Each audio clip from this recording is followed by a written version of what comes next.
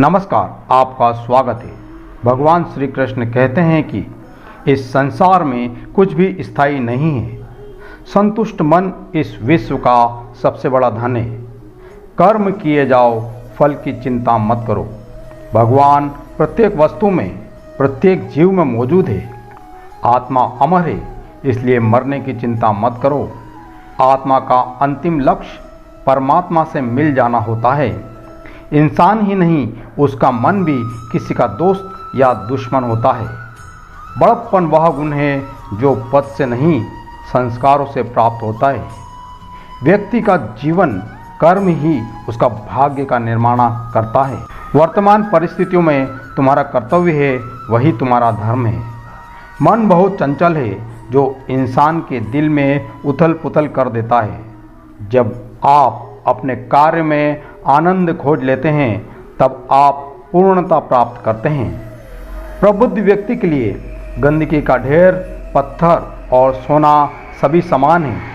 आपके कर्म ही आपकी पहचान है, वरना एक नाम के यहाँ हजारों इंसान हैं। धर्म केवल कर्म से होता है।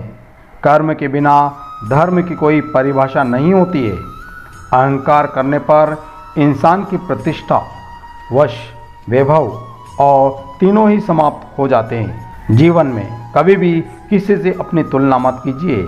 आप जैसे हैं सर्वश्रेष्ठ हैं। बुरे कर्म करने नहीं पड़ते हैं, हो जाते हैं, और अच्छे कर्म होते नहीं, करने पड़ते हैं। जो अपने मन पर नियंत्रण नहीं रखता, वह स्वयं का शन शन शत्रु बन जाता है। बुद्धिमान व्यक्ति को समाज कल्याण के लिए बिना आसक्ति के काम करना चाहिए। स्वार्थ संसार का एक ऐसा कुआं है जिसमें गिरकर निकल पाना बहुत कठिन होता है। सेहत के लिए योग और किसी की जरूरत पर सहयोग, दोनों से ही जीवन बदलता है। आत्मज्ञान की तलवार से काटकर अपने हृदय से अज्ञान के संदेह को अलग कर दो। दुष्ट लोग अगर समझाने मात्र से समझ जाते तो यकीन मानो महाभारत कभी ना होता। मनुष्य अपने विश्वास से ही निर्मित होता है। जैसा वो विश्वास करता है, वैसा ही वो बन जाता है। मान, अपमान, लाभ, हानि, खुश हो जाना या दुखी हो जाना, ये सब मन की शरारत है, जिसे तुम अपना समझकर मग्न हो रहे हो। बस यही प्रसन्नता तुम्हारे दुखों का कारण है। उस इंसान का मंजिल से भटक जाना चाहिए जिसकी संगत में नकारात्मक लोग रहते हैं। प्रेम सदैव माफ़ी मांगना पसंद करता है और अहंकार सदैव माफ़ी सुनना पसंद करता है। व्यक्ति जो चाहे बन सकता है यदि विश्वास के साथ इच्छित वस्तु पर लगातार चिंतन करे।